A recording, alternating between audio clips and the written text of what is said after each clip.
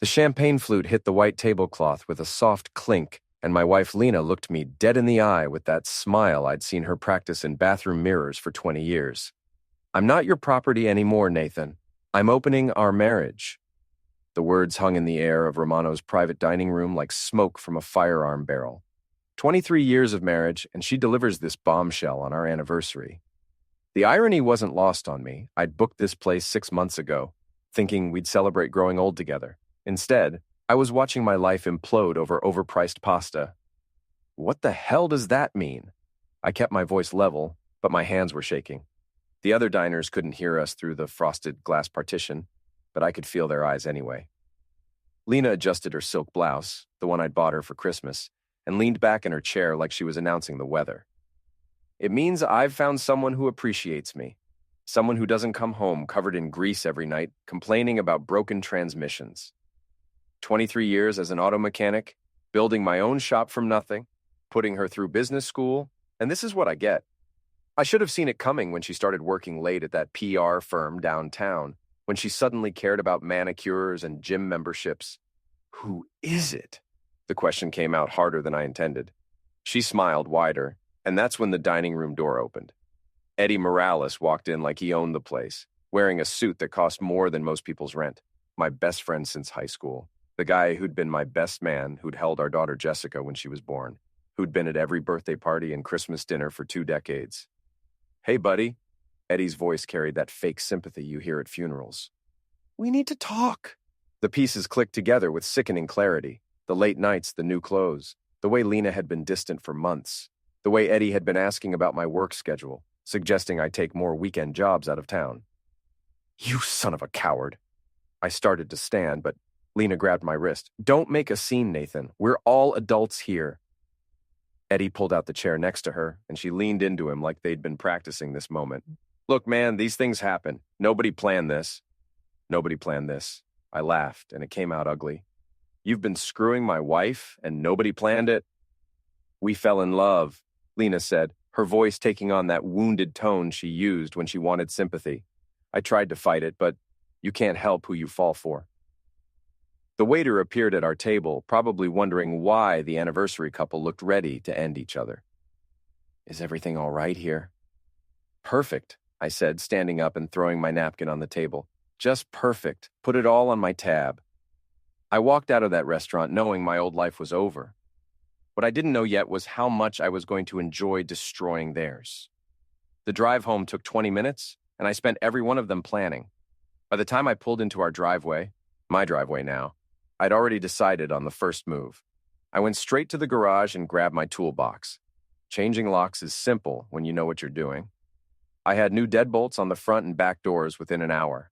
Then I went inside and poured myself 3 fingers of bourbon, the good stuff I'd been saving for special occasions. The house felt different already. 23 years of shared space, and suddenly it was just mine. I looked around at the furniture we'd picked out together, the photos on the mantel, the kitchen where Lena used to make coffee every morning before work. All of it felt like evidence of a crime I hadn't known was being committed. My phone buzzed. Text from Lena. "We need to talk about this like adults." I typed back, "Change the locks, talk to my lawyer." The response came immediately. "You can't lock me out of my own house. Watch me." I turned off the phone and poured another drink.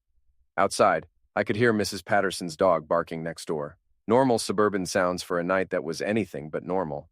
I wondered how long it would take for the story to spread through the neighborhood. Lena always cared about appearances, about what people thought. That was going to be her weakness. The bourbon was starting to work, taking the edge off the rage that was building in my chest like pressure in a boiler. I'd been the reliable one for so long. Steady Nathan, dependable Nathan, boring Nathan who fixed cars and paid bills and never complained about working 60-hour weeks to keep us comfortable. Well, reliable Nathan was done. Time for these two to meet the other guy. I walked upstairs to our bedroom and started going through Lena's things. Not to damage them. That would come later. Just to understand what I was dealing with. In her jewelry box, underneath the earrings I'd given her last Valentine's Day, I found a key I didn't recognize. Hotel key card, maybe, or apartment key. In her nightstand drawer, behind the book she pretended to read, there was a burner phone I'd never seen before. The text history was mostly deleted, but I found enough to paint a picture. Months of planning, secret meetings, laughing about how clueless I was. One message from Eddie made my blood freeze. He's working late again Saturday. My place, 8 p.m. Can't wait to have you all to myself. The timestamp was 3 weeks ago. While I was rebuilding the engine on Mrs. Chen's Honda thinking I was providing for my family, they were planning their next rendezvous. I poured another drink and kept digging. Credit card statements showed charges at restaurants I'd never been to, hotels in the city, expensive lingerie from stores Lena claimed were too pricey, all paid for with money from our joint account. Money I'd earned fixing other people's broken-down cars. By midnight, I had a clear picture of their affair. 6 months of lies, stolen time, and my money funding their romance. The bourbon was making me philosophical, and I started thinking about revenge. Not the hot-blooded kind that gets you arrested, but the cold, calculated kind that leaves your enemies wishing they'd never been born. The front door rattled as someone tried the key. Then came the pounding. "Nathan! Open this door right now!" Lena's voice carried that entitled tone she used when she expected immediate compliance. I walked to the window and looked down. She was standing on the porch in her anniversary dress, Eddie right behind her looking uncomfortable. Good. Let the neighbors see this. I opened the window. House is closed for renovations. "You can't do this. I live here." "Not anymore. You made your choice at dinner." Eddie stepped forward, trying to play peacemaker. "Come on, man. Let's talk about this inside." "Nothing to talk about. You two want to be together, go be together, just not in my house." "This is half mine," Lena screamed, loud enough to wake the whole street. "Perfect. Then call your lawyer. I'm sure Eddie can afford a good one." I closed the window and drew the curtains. They pounded on the door for another 10 minutes before giving up. Through the peephole, I watched them drive away in Eddie's BMW, the one he'd bought with money from his construction business, the business that had been struggling until he started getting all those city contracts. Funny how things work out when you know the right people. I spent the rest of the night making lists, assets to protect, evidence to gather, people to call. By dawn, I had a plan that would have impressed Sun Tzu. Lena and Eddie thought they were dealing with boring, predictable Nathan.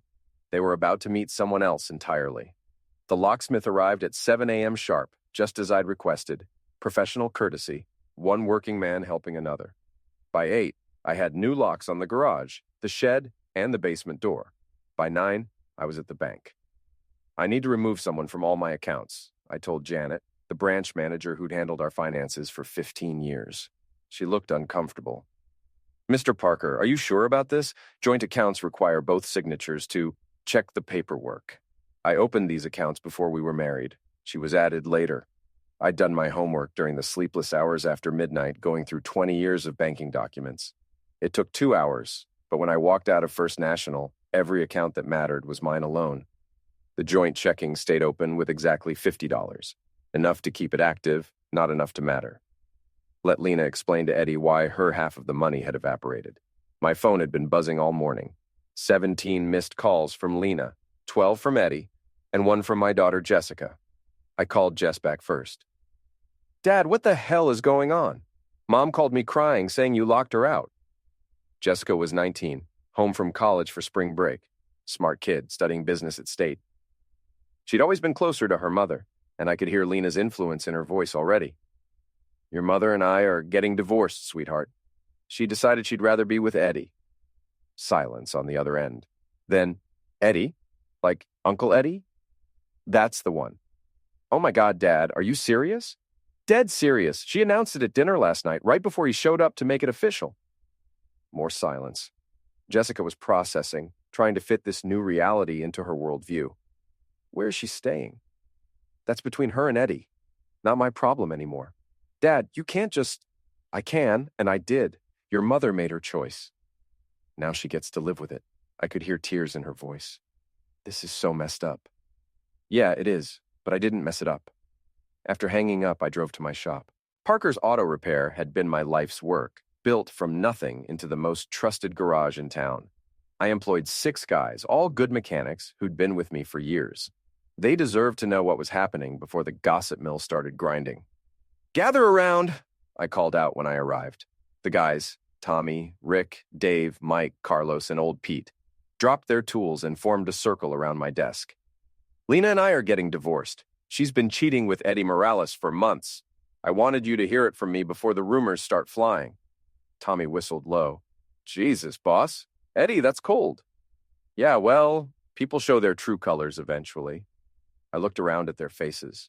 Good men, honest men who understood loyalty. This doesn't affect the shop or your jobs. If anything, it means I'll be around more. Rick, who'd been with me longest, shook his head. Always thought there was something off about that guy. Too smooth, you know? We got your back, Mr. Parker, Carlos said, and the others nodded agreement. You need anything, you just ask. That's when I knew I'd win this war. Lena and Eddie had each other, but I had something better, the respect of people who knew what real work looked like. The first shot across their bow came that afternoon. I drove to Eddie's construction office, a fancy suite in the new downtown development. His secretary, a young blonde who probably thought Eddie was sophisticated, tried to stop me. I'm sorry, Mr. Morales is in a meeting. Tell him Nathan Parker is here. He'll want to see me. 5 minutes later, Eddie appeared looking like he hadn't slept. Good. Nathan, look, about last night. Save it. I followed him into his office and closed the door. I'm not here to fight. I'm here to make you an offer. He sat behind his desk, trying to look confident. What kind of offer? You want Lena? You can have her. But it's going to cost you. What do you mean? I pulled out a folder I'd prepared that morning. Divorce settlement. She gets half of everything we built together. House, savings, retirement accounts. But here's the thing. I did the math. Her half comes to about $400,000. Eddie's face went pale. 400,000? That's what it costs to steal another man's wife. You got that kind of money, Eddie? He leaned back in his chair and I could see the wheels turning. Eddie's business looked successful from the outside, but I knew the construction game. Cash flow problems, delayed payments, equipment loans. 400 grand might as well have been 4 million. You can't be serious. Dead serious. You two want to play house. Somebody's got to pay for it. I figure the homewrecker should pick up the tab.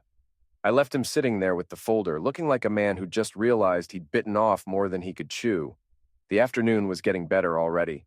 My next stop was Lena's office. Morrison and Associates, Public Relations, the kind of place where people wore expensive suits and talked about brand synergy while producing absolutely nothing useful.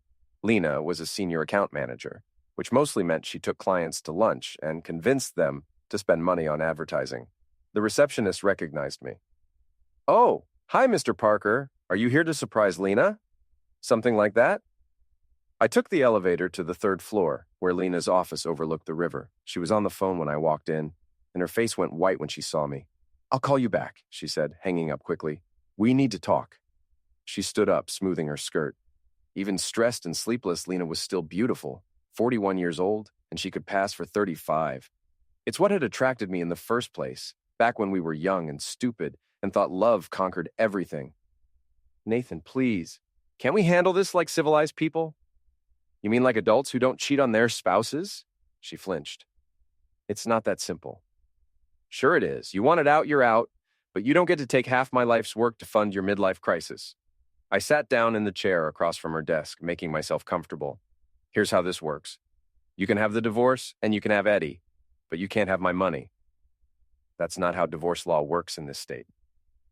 Maybe not, but I know some things about your boyfriend that might interest the IRS. That got her attention. What are you talking about? Eddie's been skimming from his city contracts for years. Cash payments, unreported income, bribes to get those sweet municipal deals. I've got documentation going back 5 years. It was a bluff, but a good one.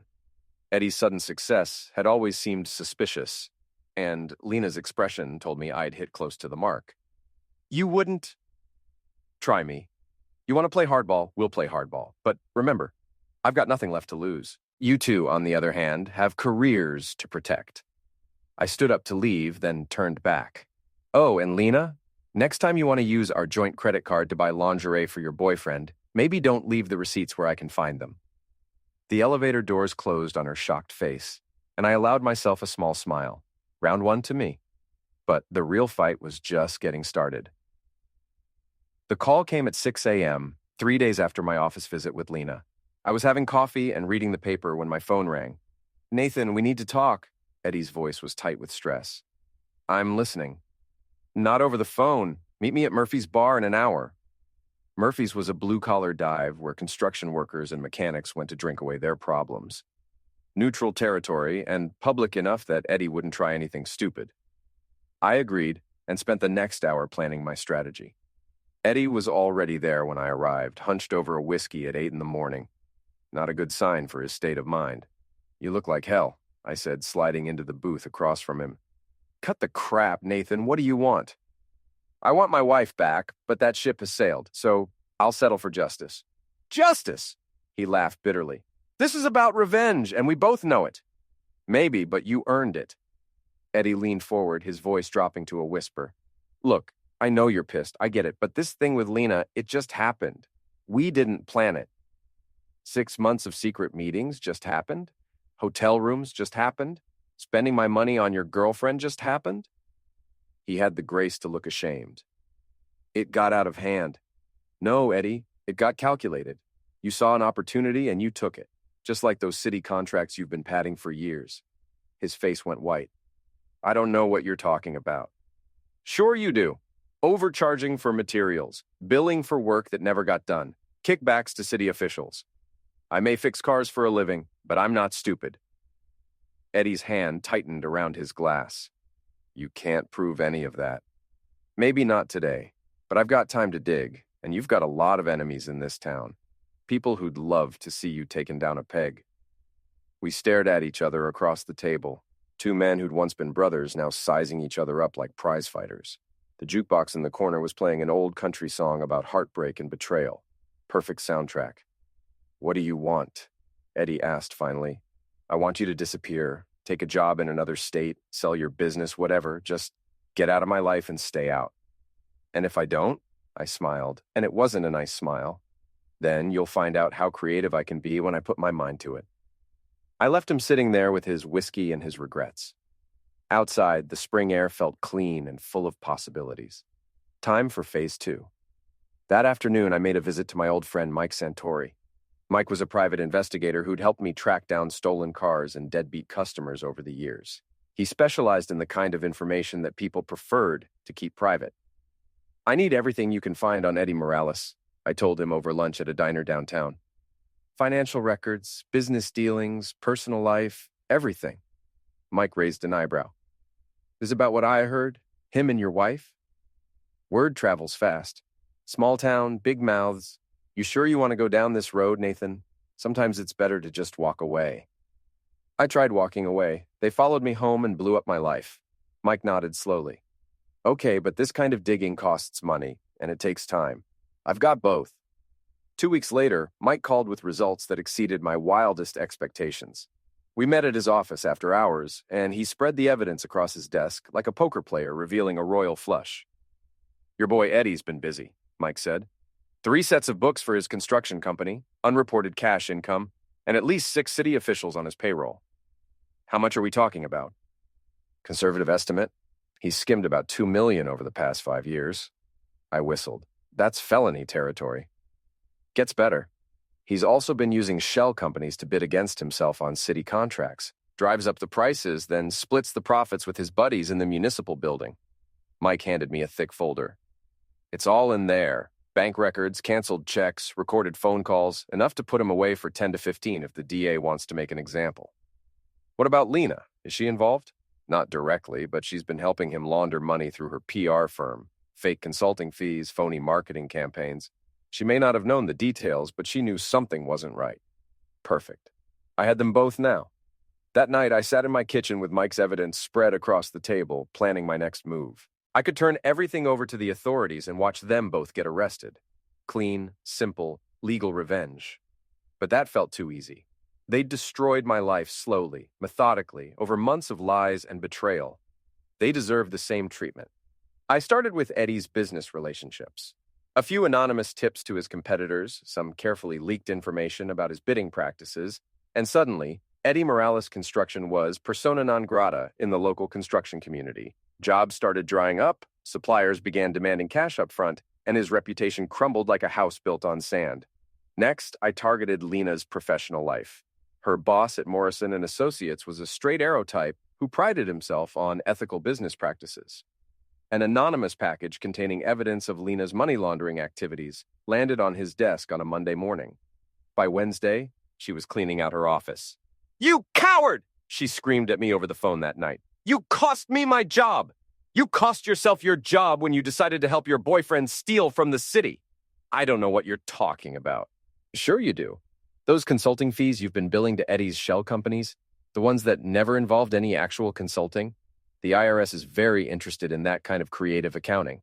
Silence on the other end. Then, Nathan, please, we can work this out. No, we can't. You made your choice. Now, live with the consequences.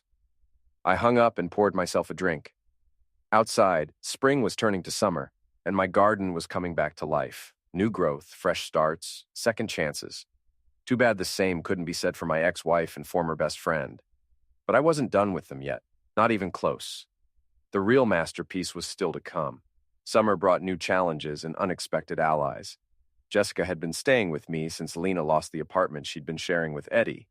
My daughter was struggling to process her mother's choices, and I found myself in the unfamiliar role of primary parent. She keeps calling me, Jess said one morning over breakfast, crying, saying, "You're trying to destroy her life." I'm not trying to destroy anything. I'm just refusing to subsidize her bad decisions. Jessica poked at her eggs, not meeting my eyes. She says Eddie's business is failing because of you, that you're spreading lies about him. The truth isn't lies, sweetheart. Eddie's been stealing from the city for years. Now people know about it. How do you know all this stuff? I showed her some of Mike's evidence, the sanitized version that wouldn't traumatize her too badly. Her face went through a series of expressions: disbelief, anger, disappointment, and finally, resignation. Mom really knew about this? She had to. The money was flowing through her business. Jessica pushed her plate away. This is so screwed up. I used to think our family was normal. We were normal. Then your mother decided normal wasn't exciting enough. That afternoon, while Jessica was at her summer job, I got a visit that changed everything. Eddie showed up at my shop, but he wasn't alone. Two men I didn't recognize flanked him, big guys with the kind of faces that had seen too many fights. We need to talk, Eddie said, his voice carrying a new edge. I'm busy. I didn't look up from the engine I was rebuilding. Make time.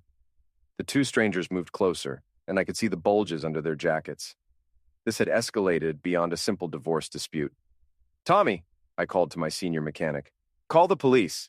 Tell them we've got trespassers threatening customers. Eddie held up a hand, and his muscle backed off slightly. No need for that. We're all friends here. Friends don't bring hired firearms to friendly conversations. These are business associates. We're having some cash flow problems, and they're helping us work things out. The pieces clicked together. Eddie had been borrowing money from the wrong people to keep his business afloat. Now that his income stream was drying up, the loan sharks were circling. Sounds like a personal problem. It becomes your problem when you're the reason we can't pay our debts. I finally looked up from the engine. You borrowed money from criminals, and now you want to blame me for your poor judgment. You destroyed my business with your lies and sabotage. I exposed your crimes. There's a difference.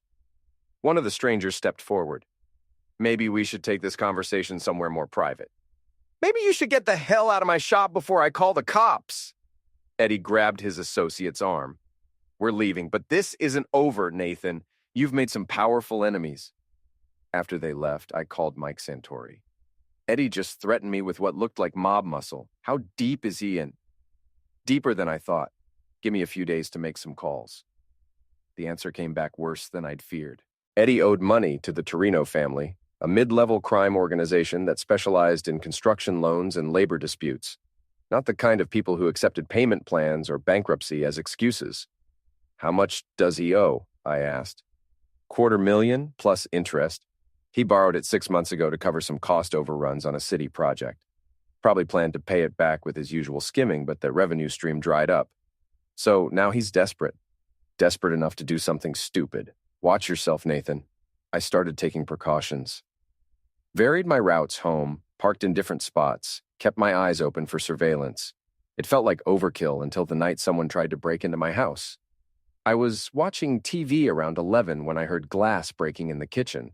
I grabbed the baseball bat I kept by the front door and called emergency number, then crept toward the back of the house. The kitchen window was shattered, and I could see a figure moving around in the darkness outside. Amateur hour. A professional would have disabled the security lights first. Police are on the way, I shouted. You've got about 3 minutes to disappear. The figure froze, then bolted toward the fence. I got a glimpse of a face in the security light, one of Eddie's friends from the shop visit. The cops arrived 10 minutes later, but the intruder was long gone. They took a report and promised to increase patrols in the neighborhood, but I knew it was mostly theater. These guys would try again, and next time they'd be better prepared.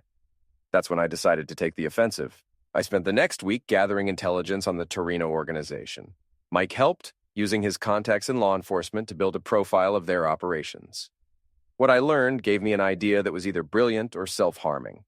The Torinos were old-school criminals who valued respect and honor above everything else. They had rules about civilian involvement and collateral damage. Most importantly, they hated being lied to by their debtors. I arranged a meeting through intermediaries, claiming I had information about Eddie's ability to repay his debt.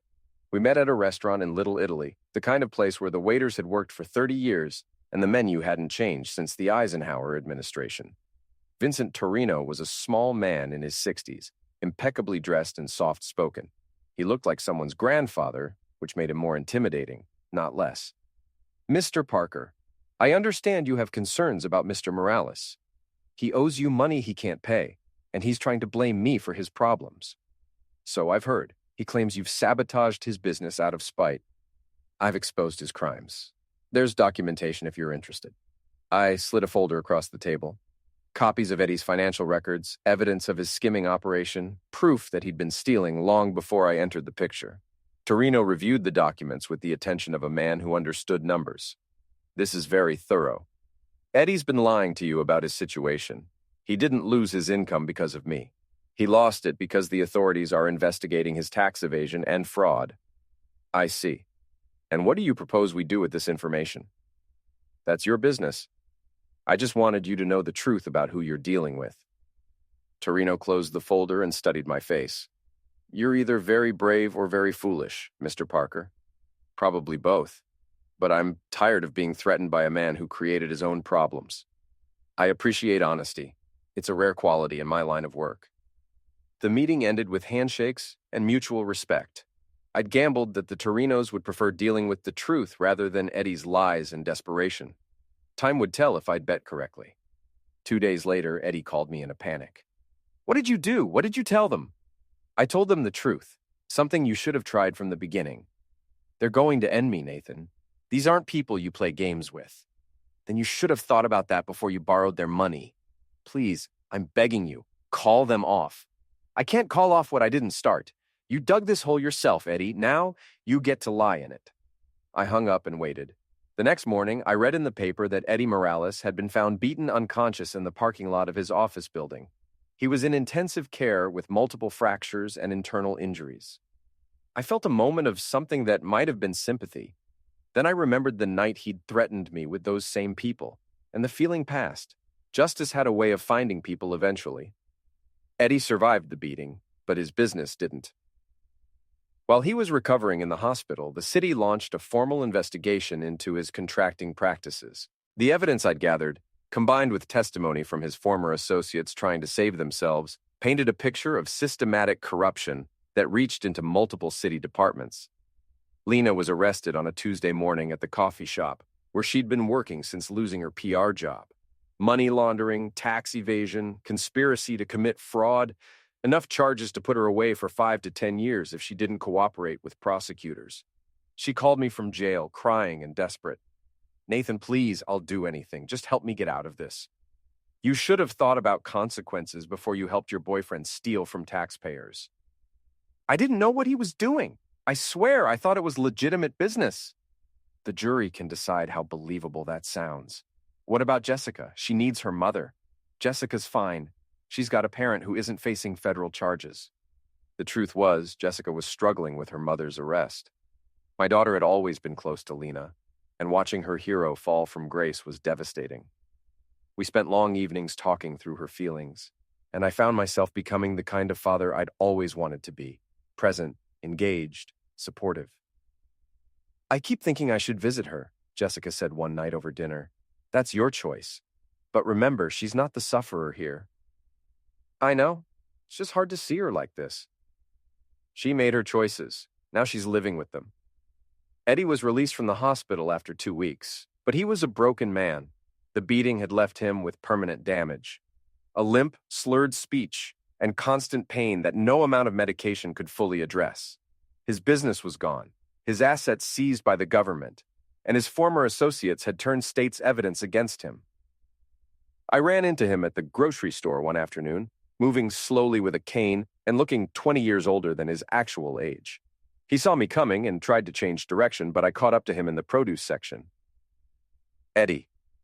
He turned, his face a mask of barely controlled rage and fear. Come to gloat. Actually, I came to buy groceries, but since we're here, how are you feeling?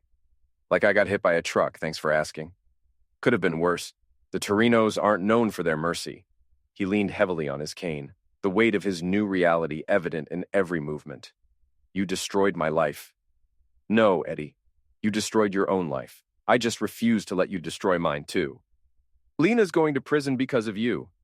Lena's going to prison because she helped you steal money. Actions have consequences. He started to say something else, then stopped. What was the point? We both knew how this story ended. He shuffled away toward the pharmacy section, probably picking up more pain medication for injuries that would never fully heal. I finished my shopping and drove home to find Jessica waiting in the kitchen with college brochures spread across the table. I've been thinking, she said. Maybe I should transfer to a school farther away, start fresh somewhere nobody knows about Mom and all this mess. You don't have to run away from other people's mistakes. It's not running away. It's moving forward. I looked at the brochures, schools in California, Oregon, Colorado, places where Jessica could build her own life without the shadow of her mother's crimes following her around. If that's what you want, we'll make it happen. She smiled for the first time in weeks. Thanks, Dad, for everything. I know this has been hard on you, too. We'll get through it. We're tougher than we look. That fall, Jessica transferred to the University of Colorado. I helped her pack, drove her to the airport, and watched my daughter disappear into her new life with a mixture of pride and sadness. She was strong, resilient, and smart enough to learn from her mother's mistakes. With Jessica gone, the house felt empty but peaceful. I threw myself into work, expanding the shop, and taking on new challenges. Business was good, better than ever, actually. The publicity from Eddie's scandal had brought me new customers who appreciated dealing with an honest mechanic. Lena's trial began in November. I attended every day, sitting in the back row and watching my ex-wife face the consequences of her choices.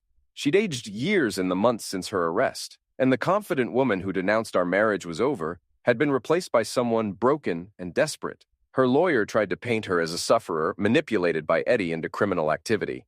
The prosecutor countered with evidence of her active participation in the money laundering scheme. Bank records, emails, recorded phone calls, a paper trail that told the story of a woman who'd chosen greed over integrity. The jury deliberated for 6 hours before returning guilty verdicts on all counts. Lena broke down sobbing as the judge set her sentencing date for the following month. I felt nothing watching her cry. No satisfaction, no sympathy, no regret. Just the empty feeling that comes when a chapter of your life finally closes. Eddie pled guilty to avoid trial, accepting a 12-year sentence in exchange for his cooperation with ongoing investigations. His testimony implicated 6 city officials and led to the largest corruption scandal in the city's history.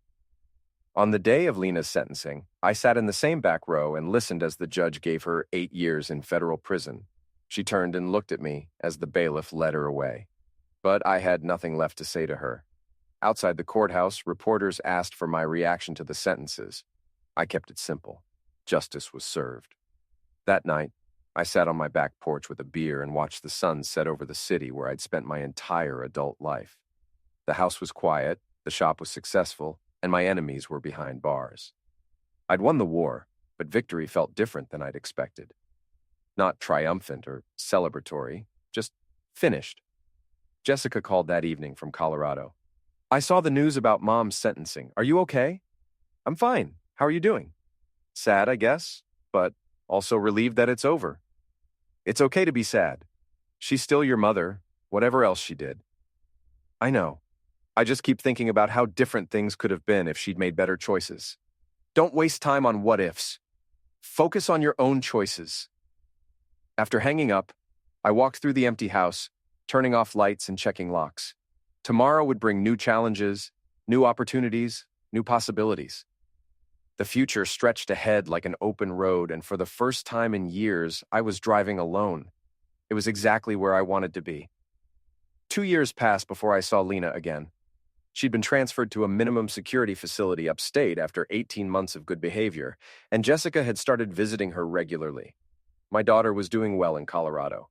Dean's List, good friends, a steady boyfriend who treated her with respect. She'd learned to separate her mother's mistakes from her own life, which was more than many people manage. I was closing the shop on a Friday evening when a familiar figure appeared in my doorway. Lena looked older, thinner, wearing the kind of cheap clothes that marked her as someone who'd fallen far from her former life. Prison had stripped away the polish and pretense, leaving behind something closer to the woman I'd married 25 years ago. Hello, Nathan. Lena, thought you had another 6 years to go. Early release, good behavior, overcrowding, federal sentencing reform. My lawyer worked out a deal. She stood awkwardly in the doorway, neither of us sure what protocol applied to this situation. Ex-spouses, former enemies, two people who'd once shared everything and now shared nothing but a daughter and a history of mutual destruction. What do you want? To talk? To apologize? To try to make sense of what happened to us? I locked the cash register and turned off the lights. Nothing to make sense of. You cheated, I caught you, you both paid the price. End of story. It's not that simple. Sure it is. But I followed her outside anyway, curious despite myself. She looked fragile in the evening light, like someone who'd been broken and hastily reassembled. Prison did that to people, especially people who weren't built for it. I've had 2 years to think about what I did, she said, to understand how I threw away everything that mattered. A little late for that realization. I know, but I needed to say it anyway. We walked toward the diner down the street, falling into step the way we had thousands of times during our marriage. Muscle memory, I supposed. Some habits die harder than others. Jessica tells me you're doing well. The business, I mean. Business is fine, life is fine, everything's fine. I'm glad. You deserve to be happy. What I deserved was a wife who didn't sleep with my best friend. She flinched but didn't argue. You're right. I have no excuse for what I did. None. We reached the diner and stood outside, neither of us ready to commit to sitting down together. Too much history, too much damage, too much water under a bridge that had been burned to ash. Where's Eddie these days? I asked. Dead. Heart attack in prison last year. The beating damaged more than they realized. I felt a flicker of something, not quite satisfaction, not quite regret. Eddie had been my friend for 20 years before he became my enemy. His loss of life closed a circle I hadn't realized was still open. I'm sorry to hear that. Are you? Part of me is, the part that remembers who he used to be before he decided to destroy everything. Lena wrapped her arms around herself, though the evening wasn't cold. I think about that a lot, how we all used to be different people. We were exactly who we always were. We just stopped pretending otherwise. Maybe you're right. A police car drove slowly past, the officer giving us a casual glance. Just two people talking on a street corner, nothing worth investigating. If he'd known our history, he might have been more interested. I'm leaving town, Lena said suddenly. There's nothing left for me here. Probably smart. I wanted to see you first, to say goodbye properly this time. Consider it said. She turned to go, then stopped. Nathan, do you ever wonder how things might have been different? No, I don't waste time on alternate histories. I do. I wonder if we could have worked through our problems instead of destroying each other. You destroyed us when you started sleeping with Eddie. Everything after that was just cleanup. She nodded slowly, accepting the verdict. I know, I miss who we used to be before everything went wrong. Those people don't exist anymore. No, I suppose they don't. She walked away into the gathering darkness, and I watched until she disappeared around the corner. Then I went back to my truck and drove home to the house that had once been ours and was now definitively mine. That night, I called Jessica in Colorado. Your mother came by the shop today. She told me she was going to. How did it go? About like you'd expect. She's leaving town. I know. She's moving to Florida, going to try to start over. Good for her. Dad, are you okay with all this? Her being out, I mean? I'm fine, sweetheart. Your mother and I finished our business a long time ago. I'm glad. I was worried about how you'd handle seeing her again. She can't hurt me anymore. That part of my life is over. After hanging up, I poured myself a drink and sat on the back porch, listening to the sounds of the neighborhood settling into evening. Dogs barking, televisions playing, the distant hum of traffic on the interstate. Normal sounds of normal people living normal lives. I thought about Lena's question, whether things could have been different. The answer was probably yes, if we'd been different people making different choices, but we weren't, and we didn't. And the path we'd chosen had led us to mutual destruction, followed by separate resurrections. She'd gotten 2 years in prison and a lifetime of consequences. Eddie had gotten 12 years and a heart attack. I'd gotten my freedom and my self-respect back, along with a daughter who'd learned to judge people by their actions rather than their words. All things considered, I'd come out ahead. The next morning brought new customers and familiar challenges, a transmission rebuild, brake work on a school bus, an engine diagnostic that would probably take most of the afternoon. Good, honest work that paid well and helped people get on with their lives. Around noon, Tommy brought me a newspaper. Thought you might want to see this. The headline read, "Corruption Scandal Leads to Municipal Reform." The article detailed the changes that had been implemented since Eddie's crimes came to light, new oversight procedures, ethics training, independent auditing of city contracts. My decision to expose their theft had led to real improvements in how the city did business. Feel good about that? Tommy asked. Feel good about the work. The rest is just bonus. That afternoon, a young couple brought in their first car, a beat-up Honda with more problems than parts. They were nervous about the cost, worried they couldn't afford proper repairs. I remembered being in their position once, young and broke and dependent on the kindness of strangers. Tell you what, I said after finishing the estimate. I'll fix everything that's safety critical today and we'll work out a payment plan for the rest. Can't have you driving around in something dangerous. The relief on their faces reminded me why I'd gotten into this business in the first place. Not for the money or the prestige, but for the satisfaction of solving problems and helping people. That evening, I drove past the restaurant where Lena had announced the end of our marriage 3 years ago. It was under new management now, with a different name and a different clientele. The private dining room where my old life had ended was probably serving other families celebrating other milestones. Time moved forward, carrying away the past and creating space for whatever came next. I'd learned to appreciate that process, to find peace in the constant cycle of endings and beginnings. My phone rang as I pulled into my driveway. Jessica, calling from Colorado, with news about her upcoming graduation, her job prospects, her plans for the future. My daughter had built a good life for herself, despite everything that had happened. She was strong, independent, and wise enough to learn from other people's mistakes. I'm proud of you, I told her. Thanks, Dad, for everything, for being there when everything fell apart. That's what fathers do. Not all of them. I know kids whose dads would have handled this differently. Well, you're stuck with the dad you got. I wouldn't change anything about that. After hanging up, I sat in my truck for a few minutes, looking at the house I'd fought so hard to keep. It was just a building, really, wood and brick and glass arranged in a particular configuration, but it represented something more. The life I'd built, the choices I'd made, the future I'd claimed for myself. Inside, I fixed dinner and watched the news, then spent an hour reading a book about engine design. Simple pleasures, quiet satisfactions, the kind of contentment that comes from knowing exactly who you are and what you want. Before bed, I walked through the house one more time, checking locks and turning off lights. In the kitchen, I paused at the window where someone had tried to break in during the worst of the war with Eddie and Lena. The glass had been replaced, the security system upgraded, the threat neutralized. Everything was secure, everything was peaceful, everything was exactly as it should be. Tomorrow would bring new challenges and new opportunities, customers with problems to solve, bills to pay, a business to run, the ordinary work of an ordinary life, which turned out to be exactly what I'd always wanted. I'd won the war, survived the peace, and built something better from the ruins of what came before. Not bad for a guy who just wanted to fix cars and mind his own business. The house settled around me as I turned off the last light and headed upstairs. Outside, the neighborhood was quiet, the streets empty, the world at rest. I fell asleep easily, dreamlessly, with the satisfaction that comes from knowing you fought the good fight and won.